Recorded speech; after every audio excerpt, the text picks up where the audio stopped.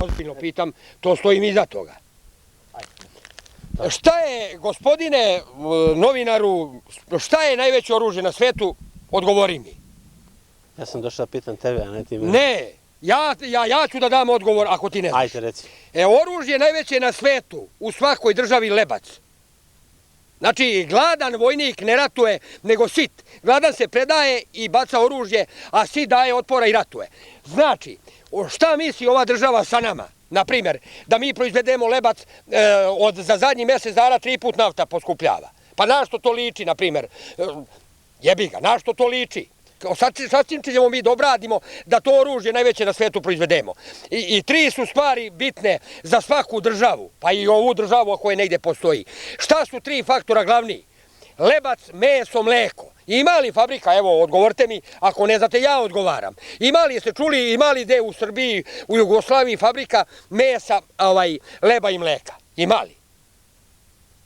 Jel ja odgovaram ili vi? Znači seljak, znači nema industrija. Ima gvožđa, svega, ali znači mi smo ta najveća industrija na svetu, mislim u državi svakoj, ali to je na zapadu cenjeno, kod nas odnosno zapostavljeno.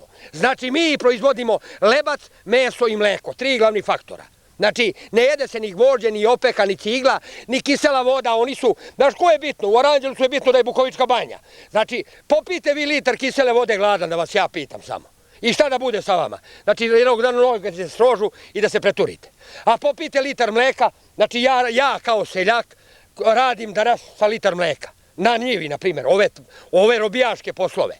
A znači niko nama neće da nam povede računa, traže kod nas porez, struju, njino traže, a nama ne daju. A znači uzimaju nam porez samo kroz, ja ne znam, mislim na što ovo vodi. Dokle ćemo da stignemo i gde ćemo da završimo. Ja da ti kažem, mislim, ovo da vode ovu državu mentalno ljudi, oni koji su zaostali iz mentalne škole bolje bi je vodili. Počeo si setvu, odnosno pripremu zemljišta? Jeste, posio sam, ovo je setva za iduću godinu za kukuruz, koje finansiram iz svojih sredstava. Nije mi dala država ni seme, ni đubre, ni naftu registriranu, zajmim pare, molim ljude, klečim pred njima da mi pozajmu pare da uradim dok je lepo vreme. Znači ne ore se uvek, ne sije se uvek, znači kad je sezona. A ova država skraja samo planove i nove cene za noć. Eto, nomad je nafta bila 50, sad digli 90 para. Pošto jednom na 100 dinara ne zaokruže, nek to završe. Mislim, priličnije bi bilo nego da ovako nas kecaju malo po malo, svakodnevno. Reci mi samo, dokle će seljak moći da izdrži ovo? Ja ne znam, da ti kažem.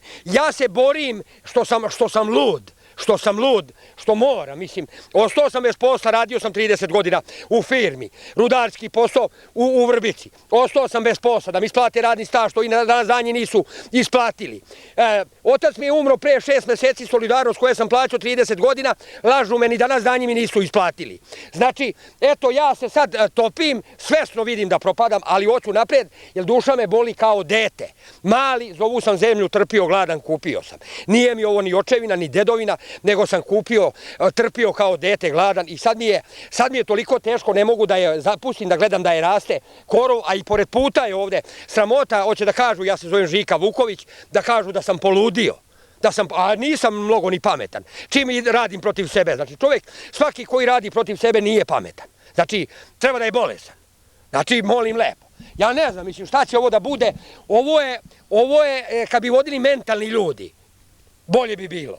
Ja mislim, više glasati u mom zadnjih godinu dana ne idem na glasanje i nikad više neću ići. Ako bi se kandidovali mentalni ljudi, tad bi išao. A više, dok su ovi profesori, diplomate, doktori, primariusi, glasati i neću, jer vidim da umedu da rade, da ne daju mi nikakvu pomoć, nikakvu povoljnost, oni nemaju zasluge da ih glasam.